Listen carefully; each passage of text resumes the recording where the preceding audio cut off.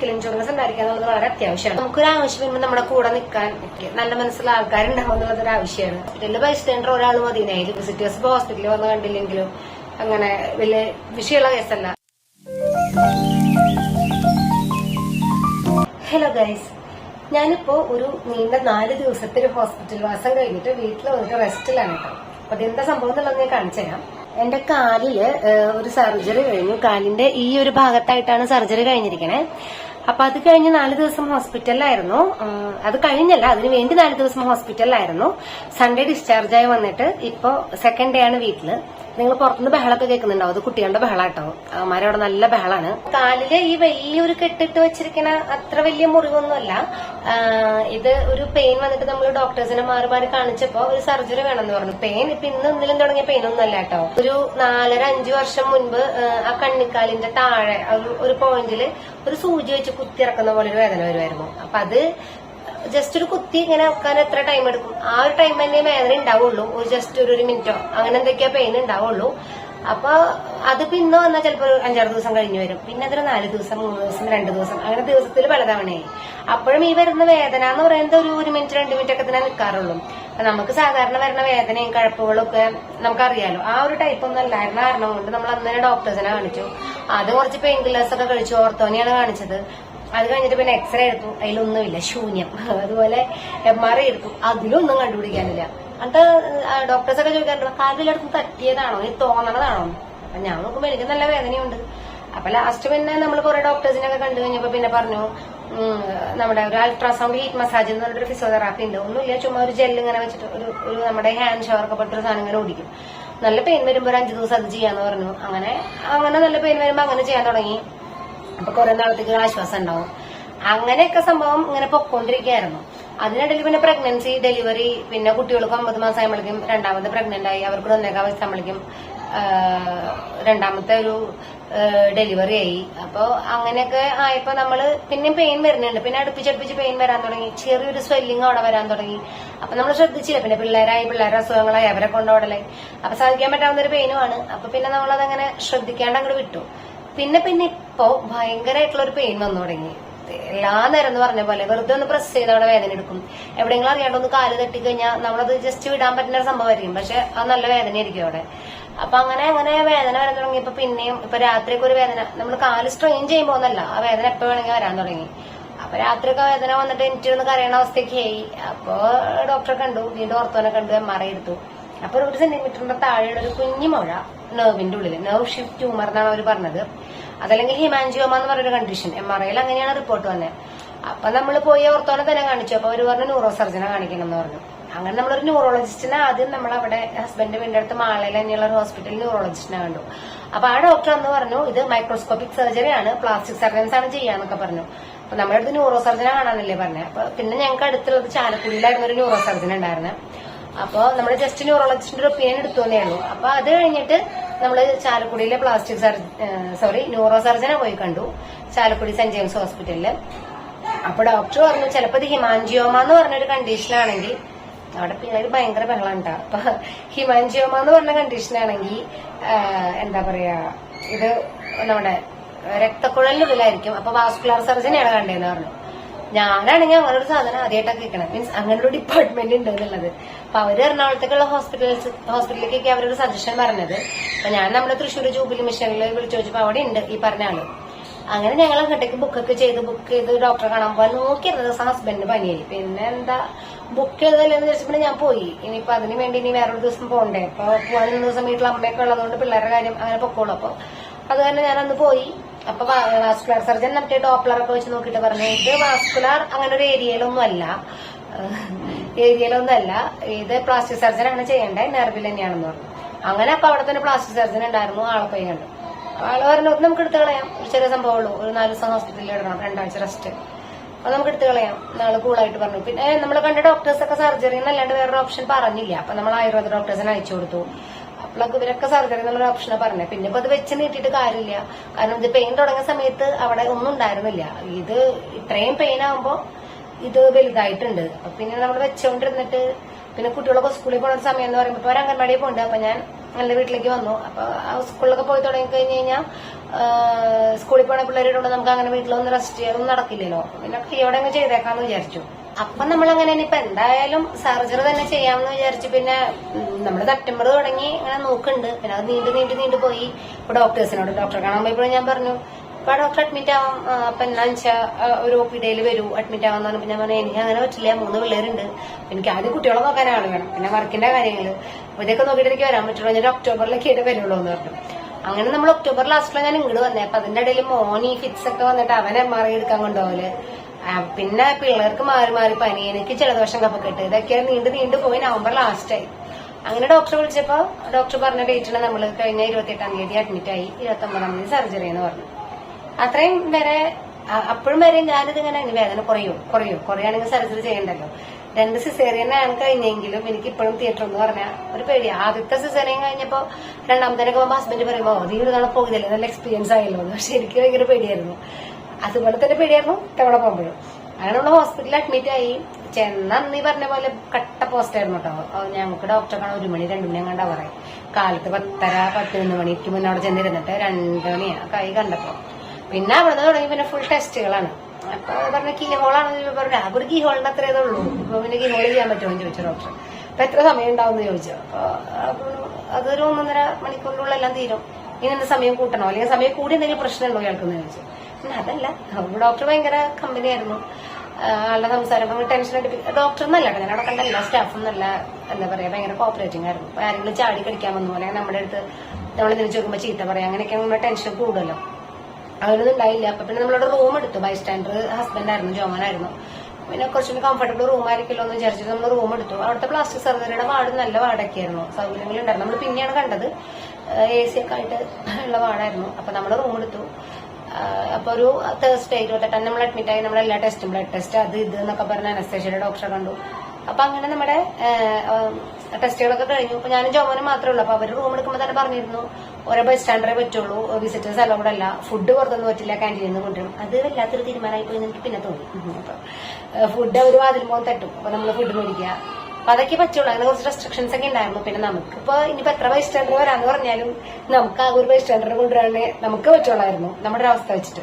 പിന്നെ ഞാൻ ആലോചിച്ചപ്പോഴും എനിക്ക് ഏറ്റവും കംഫർട്ടബിൾ ആയിട്ടൊരു ബൈ സ്റ്റാൻഡർ എന്ന് പറയുന്നത് എനിക്ക് തോന്നുന്നത് ചിലപ്പോൾ എന്റെ അമ്മേനേക്കാളും കംഫർട്ടബിൾ ആയിട്ടുള്ള ഒരാളെന്ന് പറയുന്നത് ജോമോൻ തന്നെയായിരിക്കും. ചിലപ്പോൾ എന്റെ അനുഭവം അങ്ങനെ ആയതുകൊണ്ട്. അനുഭവം എന്ന് വെച്ചാൽ ഞാൻ എന്റെ ഓർമ്മയിൽ ഹോസ്പിറ്റലിൽ അഡ്മിറ്റ് ആയിരിക്കുന്നത് ഫസ്റ്റത്തെ പ്രഗ്നൻസിയുടെ ടൈമില് ഒരു ബ്ലീഡിംഗ് ആയിട്ട് അതുപോലെ വോമിറ്റിംഗ് ആയിട്ടൊക്കെ അഡ്മിറ്റ് ആയിക്കണേ. അപ്പൊ അന്നൊക്കെ എന്റെ കൂടെ ഉണ്ടായിരുന്ന ജോമോനാ. പിന്നെ ഫസ്റ്റത്തെ ഡെലിവറിയുടെ സമയത്ത് മാത്രമാണ് അതിനൊരു മാറ്റം വന്നത്. അപ്പൊ ജോമോൻ തിരിച്ച് ഗൾഫിലേക്ക് പോയിണ്ടായിരുന്നു. ഇപ്പൊ ആള് നാട്ടിലാണ്. അപ്പൊ അന്ന് നമുക്കിപ്പോ ട്വിൻസ് ആണെന്ന് അറിഞ്ഞതുകൊണ്ട് അമ്മ ഉണ്ടായിരുന്നു, മമ്മി ഉണ്ടായിരുന്നു, ജോമോന്റെ അമ്മ. അപ്പൊ മമ്മി ഉണ്ടായിരുന്നു, അമ്മയുടെ ചേച്ചി ഉണ്ടായിരുന്നു. കാരണം കുട്ടികളൊക്കെ പിടിക്കാൻ ആള് വേണമല്ലോ. അന്ന് കൊറോണ ടൈം ആയിരുന്നു. പക്ഷെ നമുക്ക് സ്പെഷ്യൽ കൺസിഡറേഷൻ തന്നിട്ട് 3 നേരം നിർത്തി. അപ്പോ അന്ന് അവരുണ്ടായിരുന്നു. 2ാമത്തെ ഡെലിവറിയുടെ ടൈമിലായിരുന്നപ്പോ, 2ാമത്തെ പ്രഗ്നൻസിയുടെ ടൈമിലാണെങ്കിൽ കുറെ അഡ്മിഷന്റെ കേസുകളൊക്കെ വന്നെങ്കിൽ നമ്മളൊക്കെ നൈസായിട്ട് വിട്ടു വീട്ടിലെ പിള്ളേരുള്ള കാരണം. അപ്പൊ അങ്ങനെ ഒരു ഹോസ്പിറ്റലിൽ അഡ്മിഷൻ ഉണ്ടായിട്ടില്ല. പിന്നെയുള്ള ഡെലിവറിക്ക് ഇവിടെ കുട്ടികൾക്ക് 1.5 വയസ്സായിട്ടുള്ളൂ. അപ്പൊ ഇവരുടെ അടുത്ത് വേറെ ആരും ആക്കിയാലും ഇവർ അഡ്ജസ്റ്റ് ആവില്ല. അപ്പൊ അമ്മേനും മമ്മീനും ഇവിടെ നിർത്തിയിട്ട് നമ്മൾ സഹായത്തിന് ഒരു ചേച്ചീനെ ഹോസ്പിറ്റലിൽ വെച്ചു. പിന്നെ ജോമോൻ ഉണ്ടായിരുന്നേ. അപ്പൊ ജോമോൻ നാട്ടിലായിട്ടുണ്ടായിരുന്നു. അപ്പൊ എന്റെ എല്ലാ കാര്യങ്ങളും കൊച്ചൻ നൈസിലായിരുന്നു. പിന്നെ എന്റെ എല്ലാ കാര്യങ്ങളും ചെയ്തിരുന്നത് ഡ്രസ് വാഷിംഗ് ഒക്കെ ചേച്ചി ചെയ്യുമായിരുന്നു. അതല്ലാതെ ബാക്കി കാര്യങ്ങളൊക്കെ ചെയ്തിരുന്നത് ജോമോൻ തന്നെയായിരുന്നു. അപ്പൊ എനിക്ക് കുറച്ചുകൂടി കംഫർട്ടബിൾ ആയിട്ടുള്ളത് എപ്പോഴും ജോമോൻ തന്നെയാണ്. എനിക്ക് ഞാൻ പറഞ്ഞില്ല, ഒരു തവണ വെച്ച് ബാക്കി എല്ലായ്പ്പോഴും ജോമോൻ തന്നെയായിരുന്നു എന്റെ ബൈ സ്റ്റാൻഡർ എനിക്ക് ഓർമ്മയുള്ളൊരു സമയത്ത്. അപ്പൊ എനിക്ക് അത്യാവശ്യം എനിക്കാണ് മതി, വേറൊരാളുടെ ആവശ്യമില്ല. എനിക്ക് തോന്നണേ ഇപ്പൊ ഭർത്താവിന് എന്തെങ്കിലും പറ്റുമ്പോൾ ഭാര്യ നിൽക്കണ പോലെ ഭാര്യയ്ക്ക് എന്തെങ്കിലും നിൽക്കുമ്പോൾ നിൽക്കാൻ ഭർത്താവ് മതി. അതിനേക്കാൾ നേരത്തായിട്ടുള്ള ഒരാൾ വരെ ഉണ്ടാവും തോന്നണില്ല. അങ്ങനെ ഞങ്ങൾ 2 പേരും കൂടി ഹോസ്പിറ്റലിൽ റൂമിൽ അഡ്മിറ്റ് ആയി. അപ്പൊ എനിക്ക് കോൾഡ്, ഈ അഡ്മിറ്റ് ആവേണ്ട തലേദിവസം കോൾഡ്. അപ്പൊ ഞങ്ങൾക്ക് നീട്ടി വെക്കാന്നൊക്കെ പേടിയുണ്ടായിരുന്നു. കാരണം നീട്ടി വെച്ചാൽ നമ്മൾ പെടും.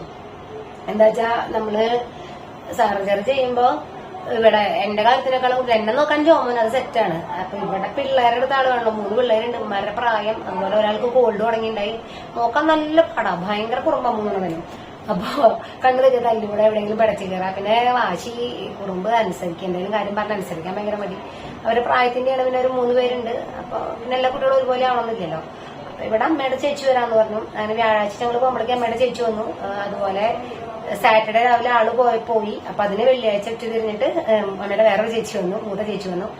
അപ്പൊ ഇന്നലെ വീണ്ടും അമ്മയുടെ മൂത്ത ചേച്ചി, എന്റെ മൂത്ത വല്യമ്മച്ചി തിരിച്ചു പോയിട്ട് രണ്ടാമത്തെ വല്യമ്മച്ചി വന്നിട്ടുണ്ട്. അപ്പൊ അവരാണ് ഇപ്പൊ പിള്ളേരെ നോക്കിക്കൊണ്ടിരിക്കണം. ഇപ്പൊ അവരൊക്കെ തിരിച്ചു പോകുമ്പോ 2-3 ദിവസം കഴിഞ്ഞ് തിരിച്ചു പോകുമ്പോ എന്ത് കാണിക്കുന്നുള്ളത് എനിക്കറിയില്ല. അപ്പൊ പിള്ളേരെ നോക്കാനൊക്കെ നമ്മൾ ആൾക്കാരെ സെറ്റ് ആക്കിയിട്ടുള്ള കാരണം നമുക്കത് നീണ്ടുപോയാൽ നമ്മൾ പെടും. പിന്നെ വീണ്ടും ഈ ആൾക്കാർ നമ്മൾ റെഡി ആക്കണ്ടേ. അങ്ങനെ നമ്മള് ഹോസ്പിറ്റലിൽ വെച്ച് നെബിലൈസേഷൻ ഒക്കെ ചെയ്തോട്ടെ. ഞാനാണെങ്കിൽ പിള്ളേർക്ക് കൂടെ വീട്ടിൽ നെബിലൈസ് ചെയ്യാറുണ്ടെന്നല്ലാണ്ട് വലിയവർക്ക് നെബിലൈസ് ചെയ്യുന്നത് ഇതുവരെ കണ്ടിട്ടില്ല. പക്ഷെ നല്ല സുഖമായിരുന്നു ഇങ്ങനെ കഫൊക്കെ പോയപ്പോ. അത് കഴിഞ്ഞ് പുലർച്ചെ 3 മണിക്ക് വന്നിട്ട് അവർ പറഞ്ഞു പുലർച്ചെ 3 മണിക്ക് ഫുഡ് കഴിക്കണം. അപ്പോഴൊക്കെ നല്ല കൂളായിരുന്നു വെച്ചാൽ അങ്ങനെ കുഴപ്പമുണ്ടായില്ല. അതിന് ഹസ്ബൻഡാണല്ലോ, നമ്മൾ വർത്താനൊക്കെ പറഞ്ഞ ചിരിച്ചു കളിച്ച് അങ്ങനെ ഇരുന്നു. പിന്നെ ഫുഡ് വന്നു. ഉച്ചയ്ക്ക് ഫുഡ് ഞങ്ങൾ മര്യാദയ്ക്ക് കഴിച്ചിട്ടുണ്ടായിരുന്നില്ല. അപ്പൊ അത് കാരണം ഫുഡ് വന്നപ്പോൾ നമ്മൾ ചോറൊക്കെ വാങ്ങിച്ചു. കുറെ ഐറ്റംസ് ഉണ്ടായിരുന്നു കേട്ടോ. പക്ഷെ കുറെ ഐറ്റംസ് ഉണ്ടെങ്കിലും ഒരു കറി നമുക്ക് പറ്റണ കറി ഉണ്ടായില്ല. ആ ഒരു കറിയും ഒരു അച്ചാറും, ഒരു കായപ്പേരും ഒരു അച്ചാറും മാത്രം പറ്റാവുന്ന ഒരു കറി ഉണ്ടായിരുന്നു. എനിക്ക് അങ്ങനെ ഫുഡ് വേസ്റ്റ് ചെയ്യണത് ഇഷ്ടമല്ല. പക്ഷെ അന്ന് കുറച്ച് ഫുഡൊക്കെ കൊണ്ട് കളയേണ്ടി വന്നു. തീരെ പറ്റുന്നുണ്ടായിരുന്നില്ല. അത് കഴിഞ്ഞ് പുലർച്ചെ 3 മണിക്ക് ടാബ്ലറ്റ് ഒക്കെ കൊണ്ടുവന്നു. അത് കഴിഞ്ഞ് പുലർച്ചെ 3 മണിക്ക് ഫുഡ് കഴിക്കണം എന്ന് പറഞ്ഞിട്ട് ചായയും ബണ്ണും കൂടി കഴിച്ചായിരുന്നു. അത് കഴിഞ്ഞ് വരുമ്പോൾ റെഡി ആയിരുന്നു. ഒരു 10 മണിക്കാകുമ്പോൾ സർജറി എന്ന് പറഞ്ഞിട്ട് പിന്നെ പറഞ്ഞു 8:30 മണിയാകുമ്പോൾ പറഞ്ഞു കുളിച്ചിരുന്നോളാൻ പറഞ്ഞു.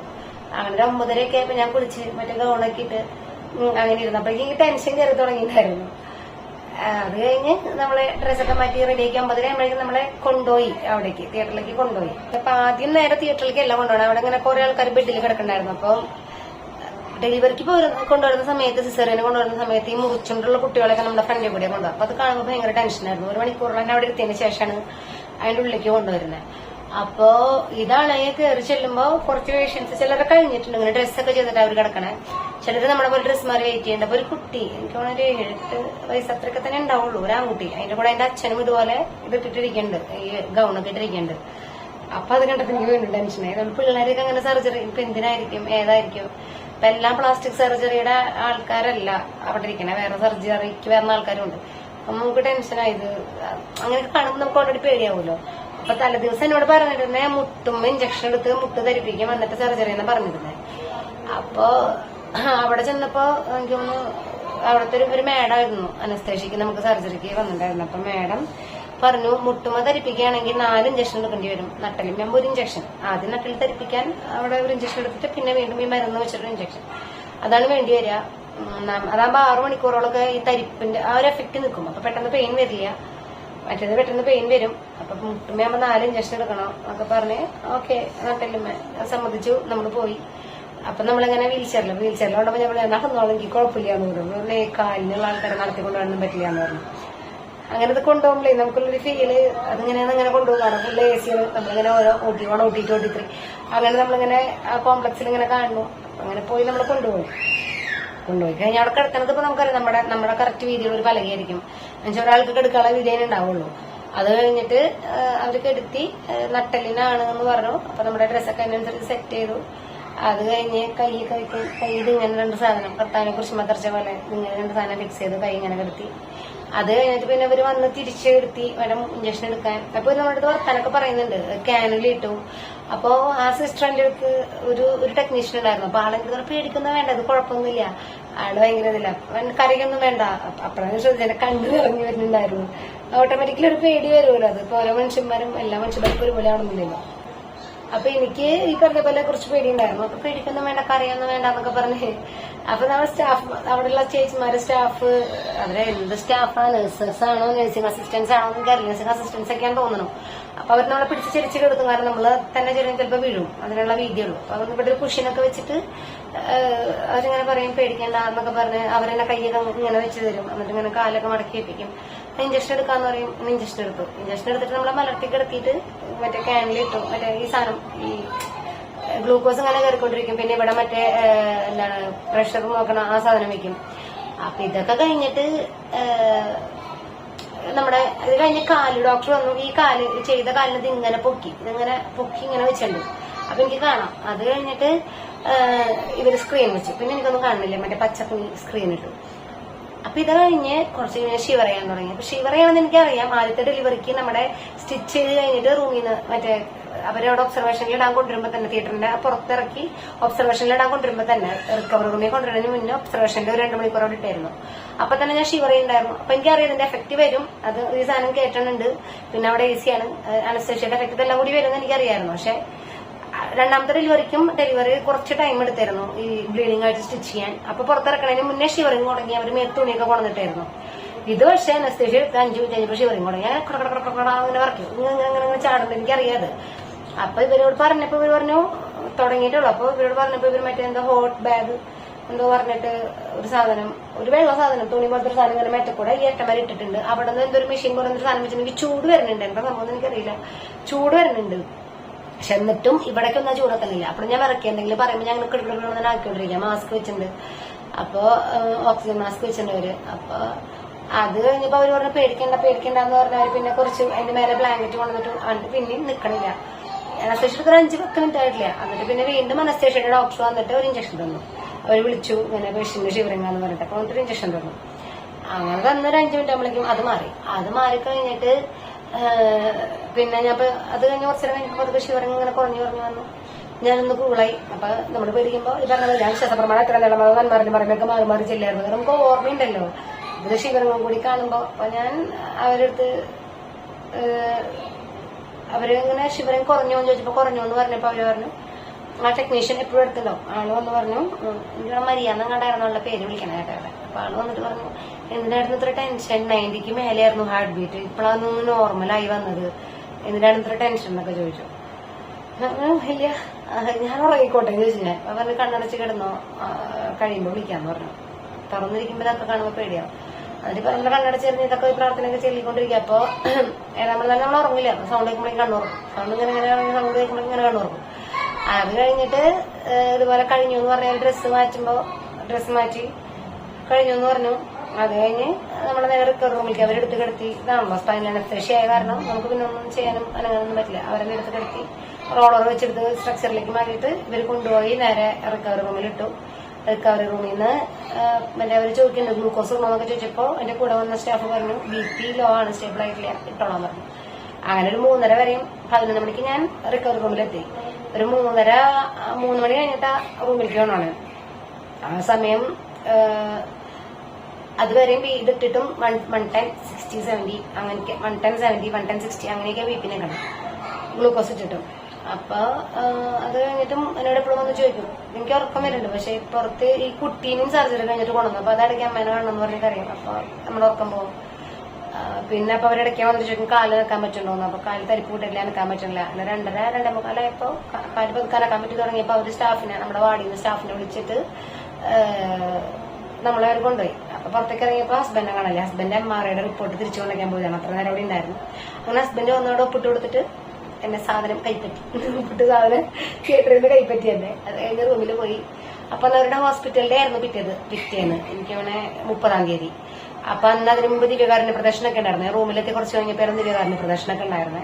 അപ്പൊ നമ്മളെ ഹോസ്പിറ്റൽ ഡ്രസ്സിൽ തന്നെ കൊണ്ടുവരണേ. ഇതുപോലെ തന്നെ ഇവിടെ നിന്ന് അനക്കാൻ പറ്റാത്ത കാരണം കൊണ്ട് നമ്മളെ എടുത്ത് ബെഡിലേക്ക് കിടത്തി.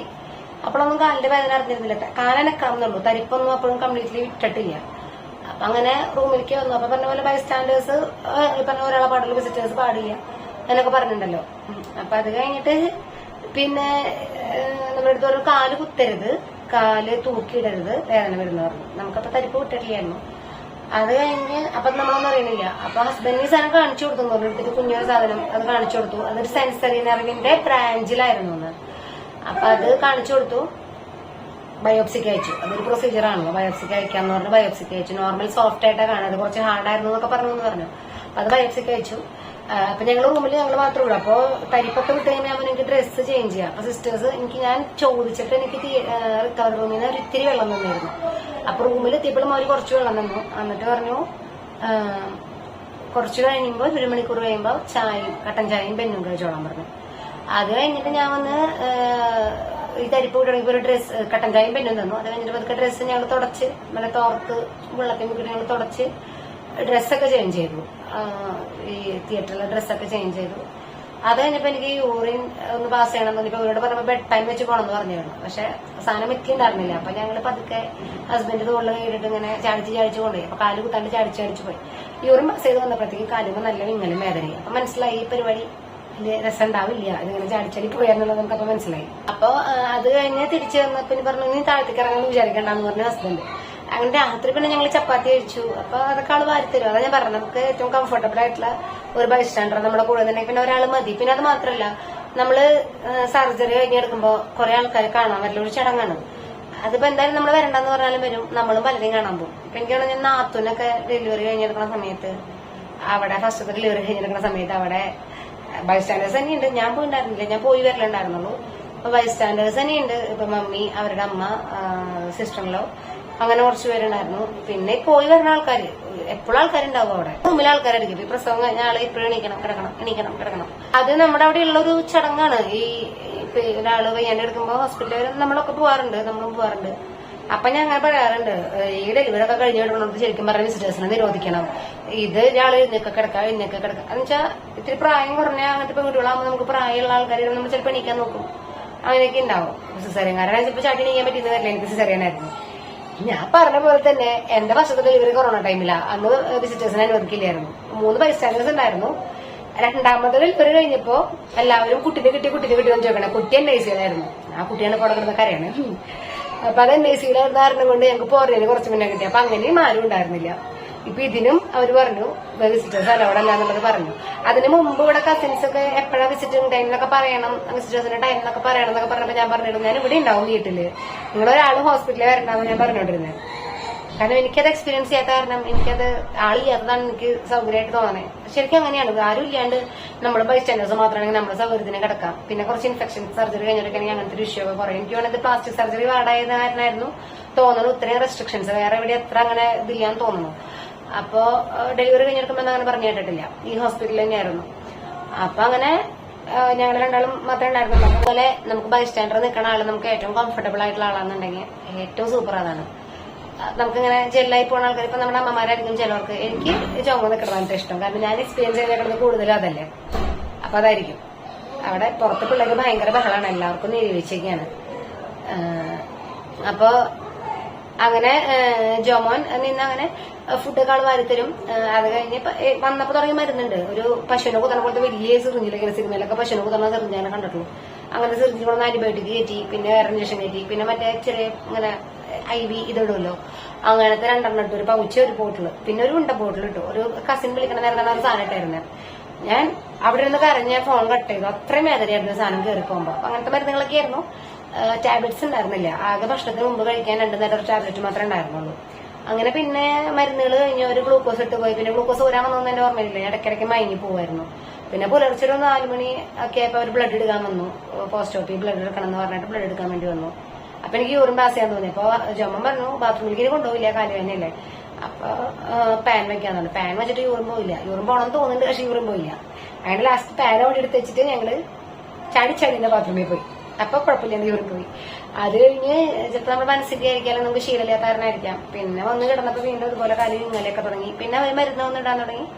മരുന്നുകളൊക്കെ ഒരുവിധം അവസാനിച്ചപ്പോ നമ്മുടെ ഭക്ഷണത്തിന് മുമ്പ് ടാബ്ലറ്റ് കഴിച്ച് പിന്നെ എന്താന്ന് ഫ്രഷായി ഡ്രസ്സൊക്കെ ചേഞ്ച് ചെയ്യുമ്പോഴത്തേനും ഡോക്ടർ വന്നു നോക്കി കുഴപ്പമൊന്നുമില്ല എന്ന് പറഞ്ഞു. അങ്ങനെ ഡോക്ടർ പോയി.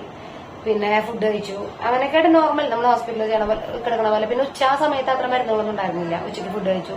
പിന്നെ അതിന്റെ ഇടയിൽ വേണ്ട ഒരു പെയിൻ കില്ലർ ഇട്ടിട്ട് പോകും. പിന്നെ ഉച്ചയ്ക്ക് ചായ കുടിച്ചു. പിന്നെ ഒരു 6 മണി 6:30 വീണ്ടും വന്നിട്ട് ഈ ഒരു ഇഞ്ചക്ഷൻ, വേറൊരു ഇഞ്ചക്ഷൻ, ഈ 2-3 തൂക്കിയിരുന്ന സാധനങ്ങൾ ഇട്ടിട്ടുള്ള മരുന്ന്. അതൊക്കെ നമ്മൾക്ക് ഒരു നേരമാവും. അപ്പൊ കിടക്കണം, കാലിപ്പോഴും പൊക്കി വെക്കണം എന്ന് പറഞ്ഞിരുന്നത്. ഹാർട്ടിന്റെ എപ്പോഴും സർജറി കഴിഞ്ഞാൽ ഹാർട്ടിന്റെ ലെവലിനേക്കാളും മുകളിൽ വരണം സർജറി ചെയ്ത ഭാഗങ്ങൾ. അപ്പൊ അങ്ങനെ പറഞ്ഞ് ഇരിക്കണത് കണ്ട ഡോക്ടർ ചീത്ത പറയും. ഡോക്ടർ ആദ്യം വരുമ്പോൾ ഞാൻ ഇരിക്കായിരുന്നു. അപ്പൊ അങ്ങനെ കാലൊക്കെ കയറ്റി വെച്ചിരിക്കും. അതിന്റെ ഇടയ്ക്ക് പിള്ളേരെ വിളിക്കും. അതിന്റെ ഇടയിലാണ് പിള്ളേർക്ക് ഇവിടെ പനി നിരീക്ഷിച്ച. അപ്പൊ പനി വരുമ്പോൾ എനിക്ക് പേടി. ആൾക്കൂട്ടനൊക്കെ പനി വന്ന ഫിക്സ് വരുന്ന ഭയങ്കര ടെൻഷൻ എടുത്തിട്ട് ആ ഒരു സമയം. അവർക്കുള്ള മരുന്നുകളൊക്കെ പറഞ്ഞു കൊടുത്തു. ഇല്ലാത്ത മരുന്ന് നമ്മുടെ നൈബറിനെ കൊണ്ട് മേടിപ്പിച്ചു. അങ്ങനെ ഞാൻ വിളിച്ചു പറഞ്ഞ് മേടിപ്പിച്ചു. അങ്ങനെ എനിക്ക് വേണ്ട അതിന്റെ ഇടയിൽ അമ്മയ്ക്കും പനി, പിള്ളേർക്കും പനി, എല്ലാവർക്കും പനി. ഞാൻ അസുഖം മാറി തിരിച്ചു വരുമ്പോഴേക്കും വീട്ടിൽ മൊത്തം രോഗികളായി, പിള്ളേരും അമ്മയൊക്കെ ആയിട്ട്. അപ്പൊ ഇവർക്കാണെങ്കിൽ ഒന്നാമത് ഭയങ്കര കുറുമ്പ. അതിന്റെ ഇടയിൽ കൂടെ അസുഖം കൂടി ആകുമ്പോൾ അവർക്ക് വാശി കൂടും. അസുഖമാകുമ്പോ അമ്മയ്ക്ക് അവരെ നോക്കാനുള്ള ഒരു ബുദ്ധിമുട്ട് ഇതൊക്കെ ഉണ്ട്. പക്ഷെ എന്ത് ചെയ്യാൻ പറ്റും, നമുക്കിപ്പോ സർജറി ചെയ്ത സ്ഥിതിക്ക് പിന്നെ 15 ദിവസം എന്തായാലും നമുക്ക് റെസ്റ്റ് വേണം. പ്രോപ്പർ റെസ്റ്റ് ഇല്ലെങ്കിൽ പിന്നെ അതിന്റെ കാര്യത്തിൽ തീരുമാനം. അപ്പൊ വലിയമ്മച്ചിമാരുണ്ട് ഇപ്പൊ ആ ഒരു സമയത്ത് വീട്ടിൽ നോക്കാനായിട്ട്. അങ്ങനെ അത് കഴിഞ്ഞ് ഞങ്ങളുടെ ശനിയാഴ്ചയും അങ്ങനെ മരുന്നുകൾ കഴിച്ചു. പിന്നെ ഈ സാധനം വെള്ളിയാഴ്ച ഒന്ന് ഒട്ടിച്ചാൽ പെയിൻ കുറയാൻ എവിടെയെങ്കിലും ഒട്ടിച്ചാൽ മതി എന്ന് പറഞ്ഞിട്ട് അങ്ങനെ ഒട്ടിച്ചാൽ 7 days കഴിയുമ്പോൾ റിമൂവ് ചെയ്യാന്ന് പറഞ്ഞു. അതിനിപ്പോ എന്തായാലും ഡ്രസ് ചെയ്യാൻ വേണ്ടി നെക്സ്റ്റ് തേഴ്സ്ഡേ പോകും. അപ്പൊ പിന്നെ അവരെ കൊണ്ട് വിളിക്കാം, കാരണം ദൂരം ഭയങ്കര പാടായിരിക്കും. അപ്പൊ അങ്ങനെ അത് കഴിഞ്ഞ് പിന്നെ നോർമലി നമ്മുടെ തേഴ്സ്ഡേ കഴിഞ്ഞു, ഫ്രൈഡേ കഴിഞ്ഞു, നമ്മുടെ സാറ്റർഡേ കഴിഞ്ഞു. ആസ് യൂഷ്വൽ ഇങ്ങനെ നമ്മൾ ഭക്ഷണം കഴിക്കുന്നു അങ്ങനെ. അപ്പൊ ഞങ്ങള് ശനിയാഴ്ച ആണെങ്കിൽ ഞങ്ങള് ഫുഡ് വാങ്ങിച്ചു. രാവിലെ ദോശ വാങ്ങിച്ചു, അത് കഴിഞ്ഞ് ഉച്ചയ്ക്ക് ബിരിയാണി വാങ്ങിച്ചു. ഞാൻ ബിരിയാണി എന്ന് പറഞ്ഞുകൊണ്ടിരിക്കുന്നുണ്ടായിരുന്നു. 2 ബിരിയാണി, അപ്പൊ റൈസും ചിക്കനും സർലസ് ഒക്കെ വേറെ വേറെയാ. അപ്പൊ ഞങ്ങള് ഒരു ബിരിയാണി ഞങ്ങൾ രണ്ടുപേരും കൂടെ ഒരുമിച്ച് കഴിച്ചു. അത് കഴിഞ്ഞിട്ട് ജോമൻ അതിൽ നിന്ന് ഒരു മറ്റേ ബിരിയാണിന്ന് കുറച്ചൊരു റൈസും കൂടി എടുത്ത് കഴിച്ചു. ചിക്കൻ കറി പറഞ്ഞ കൊണ്ട് ഞങ്ങൾക്ക് ധാരാളമായിരുന്നു. അപ്പൊ രാത്രിക്ക് പിന്നെ അതിന്റെ ചിക്കൻ കറിയും ബിരിയാണിയുടെ റൈസും ഒക്കെ ബാക്കി ഉണ്ടായിരുന്നു. പിന്നെ രാത്രിക്ക് ചപ്പാത്തി വാങ്ങി, ചപ്പാത്തി ആള് കഴിച്ചു. ഞാൻ ആ ബിരിയാണിയുടെ റൈസ് എനിക്ക് വരുത്തുന്നു. അപ്പൊ അങ്ങനെ അത് കഴിഞ്ഞ് പിന്നെ ബാത്റൂമിൽ പോക്കൊക്കെ കുറവായിരുന്നു, യൂറിൻ പാസ് ചെയ്യുമ്പോൾ കുറവായിരുന്നു. അങ്ങനെ ശനിയാഴ്ചയും കഴിഞ്ഞപ്പോ ഞായറാഴ്ച പറഞ്ഞു പുലർച്ചെ 5:30 ഒന്ന് മരുന്നിടാൻ വരാമെന്ന് പറഞ്ഞിട്ട് ശനിയാഴ്ച രാത്രി നഴ്സ് വന്ന് പറഞ്ഞു. അപ്പൊ ഞായറാഴ്ച 5:30 ഒന്നും വന്നില്ലായിരുന്നു. 3 മണി കഴിഞ്ഞപ്പോൾ എനിക്ക് നല്ല വേദന ഉണ്ടായിരുന്നു. എന്നിട്ട് പിന്നെ 4:00 ഞാൻ പിടിച്ചു. പിന്നെ ഞാൻ ജോമനെ വിളിച്ചപ്പോ എനിക്ക് പെയിൻ ഉണ്ടെന്ന് പറഞ്ഞ പിന്നെ അവരെ വിളിച്ചോണ്ട് വന്ന ഒരു ഇഞ്ചക്ഷൻ എടുത്തു. അപ്പൊ ഇവിടെയായിരുന്നു നീഡിൽ ഊത്തിണ്ടായിരുന്നത്. ഇവിടെ മൊത്തം കല്ലച്ചു. ഇവിടെ എപ്പോഴും തൊടുമ്പോ ഒരു ബുൾബുളായിട്ട് നിൽക്കുന്നുണ്ട്. ഇങ്ങനെ ഞരപ്പങ്ങളും കൂടെ ഓടുന്നുണ്ട്. ബുൾബുളല്ല, ഇങ്ങനെ ഹാർഡായിട്ട്. അപ്പൊ ഇവിടെ വരെ നല്ല നീര് വന്നിട്ടുണ്ടായിരുന്നു. അപ്പൊ അങ്ങനെ അവര് ഒരു അതുമ്പോ പുറക്കാനൊരു മരുന്നൊക്കെ കൊണ്ടുവന്നു. അപ്പൊ നേരെ കാനിൽ മാറ്റി ഇങ്ങോട്ട് ഇട്ടു. മറ്റേ നാരായണന്റെ കഥ പറഞ്ഞ പോലെ ഒരു കാലം വന്ന് മന്ത് മാറ്റി അപ്പുറത്തെ കാലം മലിക്കാക്കി എന്ന് പറഞ്ഞ പോലെ ഇത് മാറ്റി ഇത് മലിക്കാക്കി. അങ്ങനെ പിന്നെ മരുന്നൊക്കെ കയറ്റി. പിന്നെ ഞായറാഴ്ച ഉച്ചയ്ക്ക് ശേഷം കാര്യമായിട്ടുള്ള മരുന്നുകളൊന്നും ഉണ്ടായിരുന്നില്ല. ഒരു 12 മണിയായി ഡോക്ടർ വരുമ്പോ. നമ്മൾ നോർമൽ ഈ മരുന്ന് കയറ്റി കഴിഞ്ഞപ്പോൾ നമ്മൾ ബ്രഷ് ചെയ്തു, ഫ്രഷ് ആയി, ഫുഡൊക്കെ കഴിച്ച് കഴിഞ്ഞപ്പോൾ ഡോക്ടർ വെയിറ്റ് ചെയ്തോണ്ടിരിക്കുക. ഡോക്ടർ കുർബാന കഴിയുമ്പോൾ വരുന്ന പറഞ്ഞിരുന്നത്. ഞങ്ങളവിടെ ക്വാർട്ടേഴ്സിലാണ്. പക്ഷെ ആള് വരുമ്പോ 12 മണിക്കാ പറയാം. അപ്പൊ 11 മണിക്കായപ്പോ ഹസ്ബൻഡിന് പോണ്ടി വന്ന കാരണം കൊണ്ട് ആള് വീട്ടിലേക്ക് തിരിച്ചു പോയിരുന്നു. അപ്പൊ ആൾക്ക് അങ്ങോട്ട് പോകേണ്ട ആവശ്യം വന്ന കാരണം ആള് തിരിച്ചു പോയി. നാത്തൂൻ വന്നു, എന്റെ അനിയന്റെ വൈഫ് വന്നു. അവള് 11 മണിയായപ്പോ എത്തി. ഹസ്ബൻഡ് 11 മണിക്ക് പോയി. 12 മണിക്കാകുമ്പോഴേക്കും ഡോക്ടർ വന്നു. അപ്പൊ ഡോക്ടർ വന്നിട്ട് പറഞ്ഞു ഡിസ്ചാർജ് ചെയ്യാം, വ്യാഴാഴ്ച അടുത്ത റിവ്യൂവിന് വന്നാൽ മതി, കാല് കുത്തരുത്, കാല് കയറ്റി വെക്കണം, പരമാവധി കിടക്കുക തന്നെ വേണം, എണീറ്റിരിക്കരുത് എന്നൊക്കെ പറഞ്ഞ് അങ്ങനെ നമ്മൾ ഡിസ്ചാർജ് ചെയ്തു. ഡിസ്ചാർജ് പറഞ്ഞെങ്കിലും നമുക്ക് ഡിസ്ചാർജ് കിട്ടി നമ്മൾ പോരുമ്പോ 5:30 ആയിട്ടുണ്ട് അവിടെ നിന്ന് പോരുമ്പോ. അപ്പൊ നമുക്ക് റിട്ടേൺ കൊടുക്കാനുള്ള മരുന്നുകളൊക്കെ കൊടുത്തു. വലിയൊരു ബില്ലും വന്നു. പിന്നെ ഡിസ്ചാർജ് മെഡിസിൻസ് കുറെ ഉണ്ടായിരുന്നു. ഒരു 8 കൂട്ടം മെഡിസിൻസ് ഉണ്ട്. ഇത് 1 മാസത്തേക്ക്, ഇത് 7 ദിവസത്തേക്ക്, അങ്ങനെ മരുന്നുകളുണ്ട്. അപ്പൊ പിന്നെ കയ്യുമ്മ പുരട്ടാനുള്ള മരുന്ന്, നീര് വന്നതിന് പുരട്ടാനുള്ള മരുന്ന്, അതൊക്കെ ഉണ്ടായിരുന്നു. അങ്ങനെ നമ്മള് ഡിസ്ചാർജ് ആയി.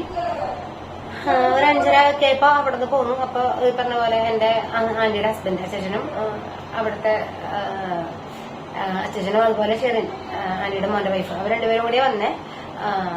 പിന്നെ നാത്തൂനുണ്ടായിരുന്നു. അവരൊക്കെ കൂടി എന്നെ കൂടെ ഇവിടെ ആക്കി. അങ്ങനെ ഞായറാഴ്ച ഒരു 6:30 ആയപ്പോ ഞാനിവിടെ എത്തി.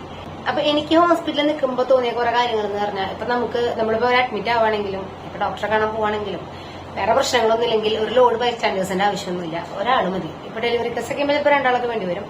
അതല്ലാന്നുണ്ടെങ്കിൽ ശരിക്കും ഒരാളുടെ ആവശ്യമുള്ളൂ. അപ്പൊ എന്റെ ഒരു കൺസെപ്റ്റില് വൈഫ് നിൽക്കുമ്പോൾ ഹസ്ബൻഡ് നിൽക്കുമ്പോൾ വൈഫാണെങ്കിൽ ഏറ്റവും അടിപൊളിയായി. പറ്റാത്തവരുണ്ടാവാം, അല്ലെങ്കിൽ അങ്ങനെ കംഫർട്ടബിൾ ആയിട്ടില്ലാത്തവരുണ്ടാവാം. അപ്പൊ നമുക്ക് ഏറ്റവും കംഫർട്ടബിൾ ആയിട്ടുള്ള ഒരാളാണ് ഹോസ്പിറ്റലിൽ നമ്മുടെ കമ്പാനിയൻ ആയിട്ടുള്ളതെന്നുണ്ടെങ്കിൽ നമുക്കത് വലിയൊരു ബോറായിട്ടോ അല്ലെങ്കിൽ വലിയ പ്രശ്നമായിട്ടോ ഒന്നും തോന്നില്ല. അപ്പൊ ഞാൻ പറഞ്ഞ പോലെ എനിക്ക് ജോമനാണ് അതിന് പറ്റിയാണ്. പിന്നെ ജോമന് പോടെ തന്നിട്ടും പിള്ളേരെ നോക്കാനും അത് കുറച്ച് ബുദ്ധിമുട്ടായിരിക്കും. അപ്പൊ പിള്ളേരുടെ കാര്യങ്ങൾ നോക്കാനായാലും ഹാൻഡിൽ ചെയ്യാനായാലും. അപ്പൊ പിന്നെ ഹോസ്പിറ്റലിൽ ജോമ നിൽക്കുക. ഇവിടെ ഇപ്പൊ ഞാൻ പോയ സമയത്ത് പറഞ്ഞ പോലെ നമുക്ക് പിള്ളേരെ നോക്കാനാണ് ആൾക്കാരെ അറേഞ്ച് ചെയ്യേണ്ടി വരിക.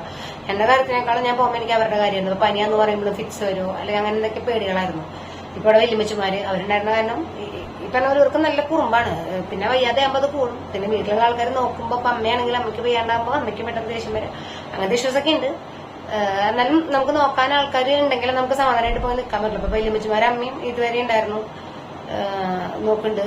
അപ്പൊ ഞങ്ങൾ പോകുമ്പോൾ ഞങ്ങൾക്ക് ശ്രദ്ധിക്കാനുള്ള കാര്യങ്ങൾ, കുട്ടികളുടെ കാര്യങ്ങൾ സെറ്റാക്കാൻ ഒരാളുണ്ടാവാന്നുള്ളതാണ്. അപ്പൊ അതായി. പിന്നെ ഹോസ്പിറ്റലിലേക്ക് പറഞ്ഞ പോലെ ഒരുപാട് ആൾക്കാർ പോയി കൂടെ നിൽക്കണ്ട. അപ്പൊ ചിലർ വരുമ്പോ കാണാം കെട്ടും കിടക്കെടുത്ത് വീട്ടിലെല്ലാവരും ഉണ്ടാവും. അതിന്റെ ആവശ്യമുണ്ടെന്ന് എനിക്ക് തോന്നുന്നില്ല. എന്റെ ഒരു അനുഭവത്തിൽ നിന്ന് ഓരോരുത്തർക്കും ഓരോ രീതിയിലായിരിക്കും. പിന്നെ അതുപോലെ വിസിറ്റേഴ്സ്, ഞാനിപ്പോ കിടന്നപ്പോ ഒന്നും വിസിറ്റേഴ്സ് ഇല്ലാത്തതുകൊണ്ട് എനിക്ക് വിസിറ്റേഴ്സ് ഇല്ലാത്ത തന്നെയാണ് കുറച്ചുകൂടി നല്ലതായിട്ട് തോന്നുന്നത്. കാര്യം നമ്മളും പോവാറുണ്ട് വേറെ ആൾക്കാരെ കാണാൻ. പക്ഷെ എനിക്ക് കുറച്ചുകൂടി നല്ലത് തോന്നണേ ഹോസ്പിറ്റലിൽ പോയി കാണുന്നേക്കാട്ടിലും നല്ലത് വീട്ടിൽ പോയി കാണാതിരിക്കും. പക്ഷെ പിന്നെ കുറെ പരാതികളുള്ള മനുഷ്യന്മാരുണ്ടാവും. ഇപ്പൊ നമ്മൾ ചെന്നില്ലെങ്കിൽ അവള് വന്നില്ല അല്ലെങ്കിൽ അവർ വന്നില്ല. ഞാൻ അങ്ങനെ പരാതിയുള്ള ഒരാളല്ല. ഞാൻ കാണാൻ ഹോസ്പിറ്റലിലേക്ക് വരാനിരുന്ന ആൾക്കാരോടും ഹോസ്പിറ്റലിൽ വരണ്ടാന്ന് മുന്നേ പറഞ്ഞു കൂട്ടി പോയ ആളാണ്. അവിടെ ചെന്നപ്പോ പിന്നെ റൂൾസ് ഉണ്ടായിരുന്നു. അപ്പൊ ചിലർക്ക് അവള് വന്നില്ല, ഇത്ര മണിക്കൂർ കഴിഞ്ഞു, അതിൻ്റെ ഉള്ള ആള് വന്നില്ല, ഈ ആള് വന്നില്ല, അത് ശരിയായില്ല, അങ്ങനെ പരാതി പെട്ടികൾ ഉണ്ടാവും. അങ്ങനെയുള്ളവർക്ക് ഓക്കെ, ശരിക്കും അതൊരു സിസ്റ്റം നമ്മൾ അങ്ങനെ തുടർന്ന് വരുന്നു, അതുകൊണ്ട് അത് തുടരുന്നു എന്നുള്ളതുള്ളൂ. അല്ലാണ്ട് ഒരു ബൈസ്റ്റാൻഡർ നിൽക്കേണ്ട ഒരു ആവശ്യമുണ്ടെന്ന് എനിക്ക് തോന്നിയിട്ടില്ല. ബൈസ്റ്റാൻഡർ പോട്ടെ, വിസിറ്റേഴ്സ് ഇങ്ങനെ ഹോസ്പിറ്റലിൽ തന്നെ ഒന്ന് കാണണം അങ്ങനെ ആവശ്യമുണ്ടെന്ന് എനിക്ക് തോന്നിയിട്ടില്ല. കാരണം ഈ പേഷ്യന്റ് ഹോസ്പിറ്റലിൽ നിന്ന് നാട് വിട്ട് പോകുന്നില്ലല്ലോ, വീട്ടിലുണ്ടാവുമല്ലോ. അപ്പൊ അതൊന്ന്. പിന്നെ ഏറ്റവും ഇമ്പോർട്ടന്റ് ആയിട്ടുള്ള കാര്യം, നമുക്കൊരു അസുഖം വന്നാലും ശരി ഇല്ലെങ്കിലും ശരി നമ്മളൊരു ഹെൽത്ത് ഇൻഷുറൻസ്, മെഡിക്കൽ ഇൻഷുറൻസ് എടുത്ത് വെക്കുക. നിങ്ങൾക്കൊക്കെ പറ്റിയൊരു അബദ്ധമാണ്. ഇപ്പൊ എന്റെ അനിയനൊക്കെ ഈ ആദ്യക്കൂട്ടം ജനിച്ചപ്പോ തുടങ്ങി ഇൻഷുറൻസ് എടുക്കുന്നു പറയുന്നുണ്ട്. നമുക്ക് അപ്പച്ചനൊക്കെ പെട്ടെന്ന് ഒരു അസുഖം വയ്യാതെ പ്രതീക്ഷിക്കാതെ വന്നതാ. അവൻ അമ്മയ്ക്ക് എടുത്ത് വെച്ചിട്ടുണ്ട്. അപ്പൊ നമ്മളിങ്ങനെ ഓരോന്ന് വരുമ്പോ ഓരോ ചെലവുകൾ വരുമ്പോ അത് അങ്ങോട്ട് തള്ളി നീക്കി വെക്കും. പക്ഷെ അങ്ങോട്ട് ഇൻഷുറൻസ് ഉണ്ടായിരുന്നെങ്കിൽ നമുക്ക് കിടന്ന് ടെൻഷൻ അടിക്കേണ്ട, അല്ലെങ്കിൽ ഇപ്പൊ ഒരു ഗോൾഡ് പണയം വെക്കേണ്ട ആവശ്യം, അല്ലെങ്കിൽ അയ്യോ നീ അത് എന്ത് ചെയ്യും അങ്ങനെ ചിന്തിക്കേണ്ട ഒരു ആവശ്യം ഉണ്ടായിരുന്നില്ല. അപ്പൊ നമുക്ക് പിള്ളേരുണ്ട്. അപ്പൊ ഇനി എത്രയും പെട്ടെന്ന് ഇൻഷുറൻസ് എടുക്കണമെന്ന് ഞാൻ വിചാരിക്കുന്നുണ്ട്, ഇനിയുള്ള കാര്യങ്ങൾക്കായാലും. അപ്പൊ അതിന്റെ ഒരു പ്രീമിയം എമൗണ്ട് ഇപ്പൊ നമ്മൾ വിചാരിക്കോ ഇപ്പൊ അസുഖം ഒന്നും വന്നില്ലെങ്കിൽ ആ പ്രീമിയം എമൗണ്ട് അടച്ചത് വേസ്റ്റ് ആയില്ലേ, അങ്ങനെ ചിന്തിക്കാനില്ല. കാരണം അസുഖം വന്നില്ലെങ്കിൽ ആ ഒരു പ്രീമിയം എമൗണ്ട് അടച്ചത് പോവും. നമുക്ക് അസുഖം വരാത്തത് നമ്മുടെ ഭാഗ്യം, ഒരു ദൈവാനുഗ്രഹം എന്ന് വിചാരിക്കുക. പിന്നെ അസുഖം എന്തെങ്കിലും വന്ന് ഇങ്ങനെ അഡ്മിറ്റ് ആവേണ്ടി വന്നു കഴിഞ്ഞാൽ നമുക്ക് അപ്പൊ പൈസക്ക് കിടന്ന് ഓടേണ്ടി വരില്ല, അത്ര ഒരു ടെൻഷൻ ഉണ്ടാവില്ല. അപ്പൊ മെയിനായിട്ട് എല്ലാവരും പറ്റുന്ന രീതിക്ക് ഒരു ഇൻഷുറൻസ് എടുത്ത് വെക്കാൻ പറ്റിയൊരു ഇൻഷുറൻസ് എടുത്ത് വെക്കുക. അത് ഞങ്ങൾക്ക് പറ്റിയൊരു മണ്ടത്തരായിരുന്നു ഇൻഷുറൻസ് ഇല്ലാത്തത്, അതെന്തായാലും എടുത്തു വെക്കുക. അപ്പൊ ഇതൊക്കെയാണ് നമുക്ക് ഹോസ്പിറ്റലിൽ കിടന്നപ്പോ ഞാൻ പറഞ്ഞത്, ഒരുപാട് വിസിറ്റേഴ്സ് ഒന്നും അവിടെ കണ്ടില്ലെങ്കിൽ ഒന്നും സംഭവിക്കാൻ പോകില്ല. ബൈസ്റ്റാൻഡർ ഇപ്പൊ നമുക്ക് ഏറ്റവും കംഫർട്ടബിൾ ആയിട്ടുള്ള ഒരാൾ മതി. അതുപോലെ ഒരു ഇൻഷുറൻസ് ഉണ്ടാവുക. ഇതൊക്കെ ഒരു മെഡിക്കൽ എമർജൻസി വരുമ്പോൾ അല്ലെങ്കിൽ ഒരു ഹോസ്പിറ്റൽ കേസ് വരുമ്പോൾ ആവശ്യമുള്ള കാര്യങ്ങളാണ്. അപ്പൊ ഇത് ഈ 3 കാര്യങ്ങൾ ഞാനിപ്പോ എന്റെ ഹോസ്പിറ്റലിൽ ഇപ്പൊ ഇതെന്ന് മാത്രമല്ല കുറെ കാര്യങ്ങൾക്ക് പഠിച്ച കാര്യങ്ങളാണ്. വരുമ്പോ നമുക്ക് ഹോസ്പിറ്റലിൽ നിൽക്കാൻ മാത്രമായിരിക്കില്ല ആൾക്കാർ ആവശ്യം വരിക. ഞങ്ങളുടെ കേസിൽ എന്ന് പറഞ്ഞു കഴിഞ്ഞാൽ ഇപ്പൊ നിങ്ങൾക്ക് അവിടെ കേൾക്കുന്നുണ്ടാവും, അവിടെ കരച്ചിലാണ്. ഞാൻ റെസ്റ്റ് ആയാലും റൂം പുറത്തുനിന്ന് പൊട്ടിട്ടിരിക്കുക. അപ്പൊ ഞാനിപ്പോ അവിടെ നിന്ന് വന്നേള്ളൂ. അപ്പൊ നമുക്കൊരു ഹോസ്പിറ്റൽ കേസ് എന്ന് പറയുമ്പോൾ കുട്ടികളെ നോക്കാൻ ആൾക്കാരുണ്ട്. നമ്മുടെ കാര്യത്തിൽ അതും കൂടി സെറ്റ് ആവണം. ദേവാനുഗ്രഹം കൊണ്ട് നമുക്ക് ആൾക്കാരൊക്കെ സെറ്റ് ആയത് അവരുടെ നല്ല മനസ്സ് വരാൻ കാണിച്ചത്. അപ്പൊ അങ്ങനെ ഒരു ശരി ആക്കാന്നുള്ളതാണ് നമ്മുടെ കാര്യത്തിൽ ഏറ്റവും വലിയ ടെൻഷൻ. പിന്നെ ഉള്ളത് പൈസ റെഡിയാക്കാനുള്ള ഒരു ഓട്ടം. പിന്നെ നമ്മളിപ്പോ എല്ലാവരും നമ്മളെ വിളിച്ച് അന്വേഷിക്കണ്ടായിരുന്നു കേട്ടോ. നമ്മളിപ്പോ ഹോസ്പിറ്റലിൽ പോണേന് മുന്നേ ഇവിടെ ഇപ്പൊ ആന്റി ആയാലും ആന്റിയുടെ വീട്ടിൽ നിന്നായാലും ഇപ്പൊ അമ്മയുടെ ആങ്ങളുടെ വീട്ടിൽ നിന്നായാലും അവരൊക്കെ വന്ന് കണ്ടിരുന്നു. പിന്നെ ഇപ്പൊ ഇവർ രണ്ടുപേരും ഇപ്പോൾ വലിയമ്മച്ചമാര് മാറി മാറി ഉണ്ടായിരുന്നു. അപ്പൊ പിന്നെ അതുപോലെ എല്ലാവരും വിളിച്ച് അന്വേഷിക്കണ്ടായിരുന്നു. കസിൻസ് ആണെങ്കിലും എല്ലാവരും ഫോൺ വിളിച്ചും വീഡിയോ കോൾ ചെയ്തും. ഇപ്പൊ ഞാനിപ്പോ വീട്ടിലേക്കാണെങ്കിലും പിള്ളേർ വീഡിയോ കോൾ ചെയ്ത് സംസാരിക്കുമ്പോൾ വീട്ടിലെ വിശേഷങ്ങൾ അറിയും. ഇപ്പൊ കസിൻസ് വിളിക്കുമ്പോൾ അവരുടെ വിശേഷങ്ങൾ പറയും. ഇപ്പൊ അവർ അയ്യോ വരാൻ പറ്റില്ലല്ലോ എന്നൊക്കെ ചിലർ പറഞ്ഞിട്ടുണ്ട്. നിങ്ങൾ അതിനെന്താ ഞാൻ വീട്ടിലുണ്ടാവും, ഇനിയിപ്പോ നിങ്ങൾ വന്നില്ല എന്ന് വെച്ചിട്ട് എനിക്ക് അത്ര വിഷമമൊന്നുമില്ല. ഹോസ്പിറ്റലിലേക്ക് വന്നില്ല എന്ന് വെച്ചിട്ട് പിന്നെ അവിടെ ഓൾറെഡി റെസ്ട്രിക്റ്റഡ് ആയിരുന്നു എൻട്രി. അപ്പോ നമ്മളെ വിളിച്ച എല്ലാവരും ഇപ്പൊ എല്ലാവർക്കും വരാൻ പറ്റണമെന്നൊന്നുമില്ല, ക്ലാസ്സുകളുള്ളവരുണ്ടാവും. അപ്പൊ നമ്മൾ വിളിച്ച എല്ലാവരും അന്വേഷിച്ചിരുന്നു. പിന്നെ വിളിക്കാത്ത ആൾക്കാരുണ്ട്. ഇപ്പൊ സർജറി ഉണ്ടെന്ന് അറിഞ്ഞിട്ട് ഇപ്പൊ നമ്മുടെ അയൽവക്കക്കാരൊക്കെ വിളിച്ച് അന്വേഷിച്ചിരുന്നു. അതുപോലെ നമ്മുടെ വേണ്ടപ്പെട്ടവരൊക്കെ വിളിച്ച് അന്വേഷിച്ചിരുന്നു. പിന്നെ വിളിക്കാത്ത ആൾക്കാർ പലരും ഉണ്ടാവില്ല. പിന്നെ നമ്മള് പിന്നെ അങ്ങനെ ആ വഴിക്ക് പോട്ടെ എന്ന് വിചാരിച്ചു. പറഞ്ഞവരൊക്കെ ആയിട്ട് അറിഞ്ഞവർക്ക് ഒരു മെസ്സേജ് കൂടി ആണെങ്കിലും അല്ലെങ്കിൽ പിന്നെ സ്റ്റാറ്റസ് കണ്ടിട്ട് അറിഞ്ഞവരാണെങ്കിൽ അങ്ങനെയൊക്കെ എല്ലാവരും സുഖവിവരങ്ങളൊക്കെ അന്വേഷിച്ചിരുന്നു. അന്വേഷിച്ചവർക്ക് നന്ദി. അന്വേഷിച്ചില്ല എന്ന് വിചാരിച്ചിട്ട് ഇപ്പൊ ആരും അന്വേഷിച്ചില്ല എന്ന് വെച്ചാൽ നമുക്കൊന്നും പറ്റാൻ പോകില്ല, അത്രേ ഉള്ളൂ. അപ്പോ നമ്മുടെ പരിചയക്കാരും നമ്മുടെ റിലേറ്റീവ്സ് ഒക്കെ പറഞ്ഞ പോലെ നമ്മുടെ കാര്യങ്ങൾ അന്വേഷിക്കുമ്പോൾ ചോദിക്കും. അത് ചോദിക്കുന്ന ഇപ്പൊ നിങ്ങൾക്ക് എങ്ങനെയുണ്ട് അല്ലെങ്കിൽ മാറിയോ എന്നൊക്കെ ചോദിക്കുന്നത് അവരൊരു മര്യാദ. അത് നമ്മൾ ചോദിച്ചേക്കുമ്പോൾ നമുക്കൊരു സന്തോഷമാണ്. ഇപ്പൊ അവര് നമ്മുടെ കാര്യം അന്വേഷിക്കണ്ടല്ലോ എന്നുള്ളൊരു ചെറിയ സന്തോഷം നമ്മുടെ മനസ്സിൽ ഇപ്പൊ ആരുടെ മനസ്സിലായാലും തോന്നും. എന്ന് വെച്ചാൽ അന്വേഷണങ്ങളൊന്നും ഇല്ല എന്ന് വിചാരിച്ചിട്ട് നമുക്ക് ഒന്നും സംഭവിക്കാനുമില്ല. ഇപ്പൊ നമ്മുടെ പരിചയത്തിലുള്ള പലരും നമ്മുടെ ഈ സെയിം സിറ്റുവേഷനിൽ കൂടെ കടന്നുപോയിട്ടുള്ള ആൾക്കാരുണ്ട്. സർജറിയോ അല്ലെങ്കിൽ എന്തെങ്കിലും ഒരു ഹോസ്പിറ്റൽ കേസോ അങ്ങനെയൊക്കെ ആയിട്ട്. അപ്പൊ എപ്പോഴും ഇപ്പൊ അവര് ഇപ്പൊ ആ സർജറി കഴിഞ്ഞ ഉടനെ അല്ലെങ്കിൽ അവർ അഡ്മിറ്റ് ആയ ഉടനെ ഒന്നും പോയി കാണാൻ പറ്റണം നമുക്കില്ല. കാരണം നമുക്ക് 3 പിള്ളേരുണ്ട്. അപ്പൊ ഇവരുടെ കാര്യങ്ങൾ നോക്കണം. അപ്പൊ നമുക്ക് പോടി പിടിച്ചങ്ങൾ പോകാൻ പറ്റിയെന്ന് വരില്ല. പക്ഷെ എന്നാലും നമ്മളൊരുവിധം നമ്മളറിയുന്ന എല്ലാവരുടെയും ഇപ്പൊ ഒന്ന് വിളിച്ച് ചോദിക്കുക അല്ലെങ്കിൽ നമ്മള് മെസ്സേജ് അയച്ച് ചോദിക്കുക. ഇപ്പൊ വാട്സാപ്പ് ഉള്ളതുകൊണ്ട് കാര്യങ്ങളൊക്കെ എളുപ്പമാണല്ലോ. നമ്മളങ്ങനെ കുറച്ചുനാൾ അതിന്റെ ഒരു ഇതൊക്കെ കഴിയുന്ന വരെ നമ്മൾ അന്വേഷിക്കാൻ പറയും. ഞാനിപ്പോ ഒരാളുടെ കേട്ട് കഴിഞ്ഞാൽ അന്വേഷിക്കാറുണ്ട്. ഇപ്പൊ ജോമനാണെങ്കിൽ ജസ്റ്റ് ഇപ്പൊ 1-2 ഫോൺ കോൾ അത്രേ ഉള്ളൂ. ജോമൻ പൊതുവെ മെസ്സേജ് അയക്കാൻ ഇഷ്ടമല്ല. അപ്പൊ മെസ്സേജ് അയച്ച ചോദ്യങ്ങൾ ഉണ്ടാവില്ല. എന്നാലും വിളിച്ച് 1-2 തവണയൊക്കെ വിളിച്ച് അന്വേഷിക്കും. അത് ആളുടെ ഒരു നേച്ചർ. ഞാൻ അത്യാവശ്യം കുറച്ച് ആളുകാരൊക്കെ ഇങ്ങനെ നമ്മളെല്ലാവരോടും നമ്മളിപ്പോ ആരും ഹോസ്പിറ്റൽ കേസ് എന്ന് പറഞ്ഞാൽ നമുക്ക് പറ്റുന്ന സമയത്ത് നമ്മൾ പോയി കാണാറുണ്ട്. അതുപോലെ അതല്ലെങ്കിൽ വിളിച്ച് കാര്യങ്ങൾ അന്വേഷിക്കാറുണ്ട്. അപ്പൊ നമ്മളത് വിളിക്കുമ്പോൾ അല്ലെങ്കിൽ നമ്മളെ ആരെങ്കിലും അങ്ങനെ വിളിച്ചന്വേഷിക്കുമ്പോൾ നമുക്കൊരു സന്തോഷം. ഞാൻ നേരത്തെ പറഞ്ഞ പോലെ അവർ വന്നില്ല എന്ന് വെച്ചിട്ട് നമുക്ക് വേറെ പ്രശ്നങ്ങൾ, അതായത് നമുക്കിപ്പോ വേറെ ഒന്നും വരാനൊന്നുമില്ല. അപ്പൊ വന്ന് കാണുകയും വിളിച്ചന്വേഷിക്കുക ചെയ്യുമ്പോൾ സന്തോഷം അത്രേ ഉള്ളൂ.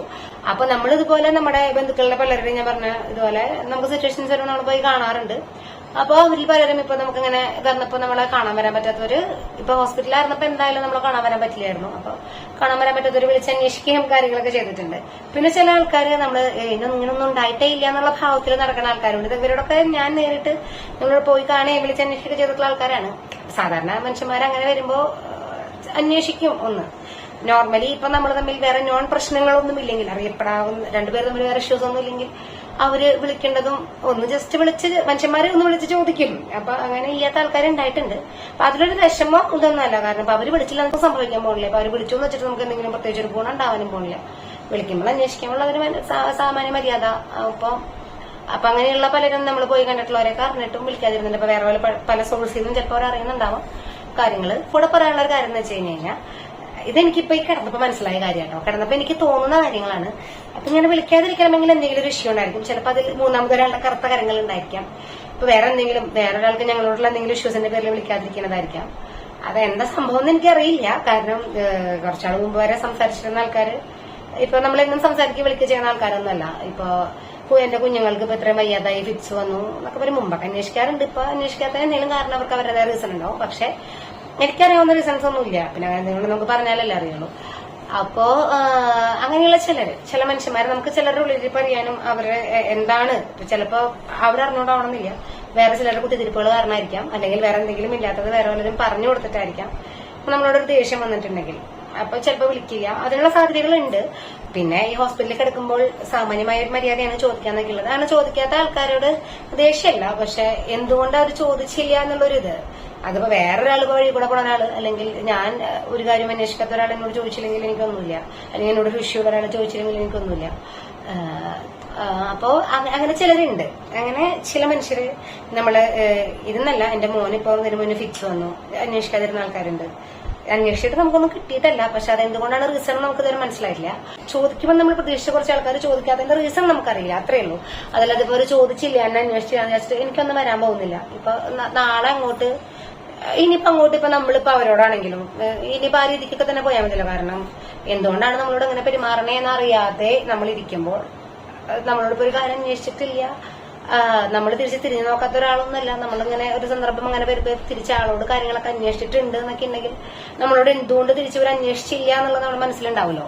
ശരിക്കും പറഞ്ഞിട്ടുണ്ടല്ലോ എനിക്ക് തോന്നുന്നത് അതൊരു ഭാഗ്യമായിട്ടാണ്. കാരണം നാളെ ഞാൻ ആ ഭാഗത്തേക്ക് നമ്മൾ തിരിഞ്ഞു നോക്കണ്ടല്ലോ.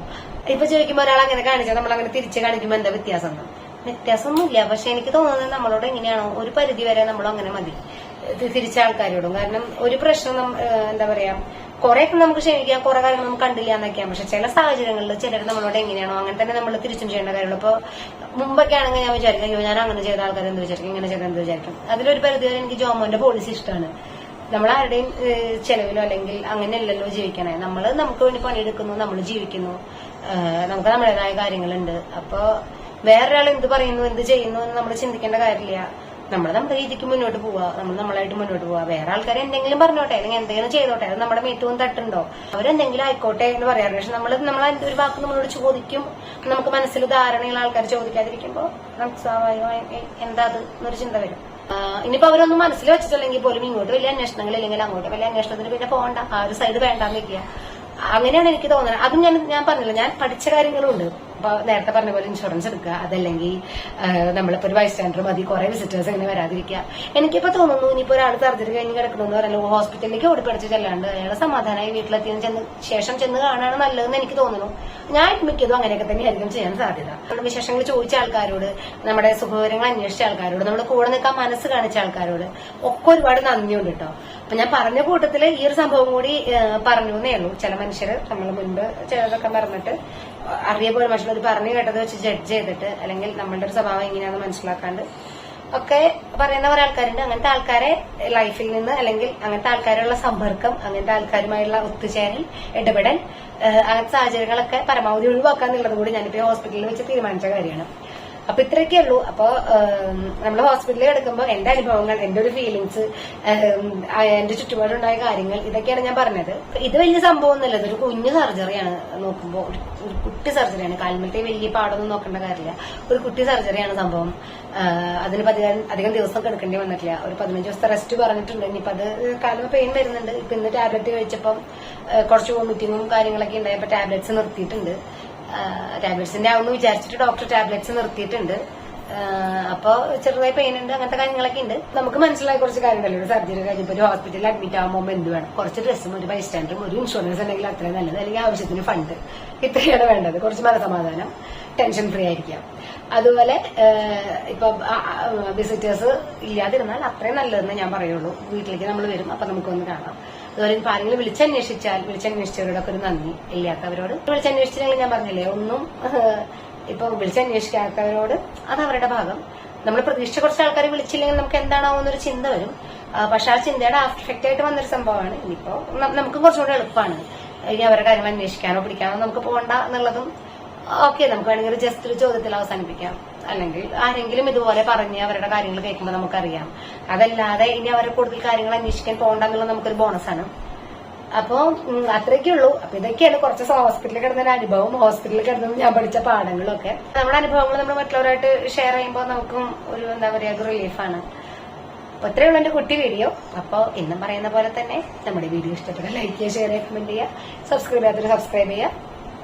അപ്പോൾ വീട്ടിൽ വന്നു 2 ദിവസമായി. ഇനി ബാക്കിയുള്ള വിശേഷങ്ങൾ പറയാൻ മാത്രം വിശേഷങ്ങൾ ഉണ്ടെങ്കിൽ അത് പറയുന്നുണ്ട്. അപ്പൊ അത്രയേ ഉള്ളൂ. അപ്പൊ ചാറ്റാ bye. Thank you for watching.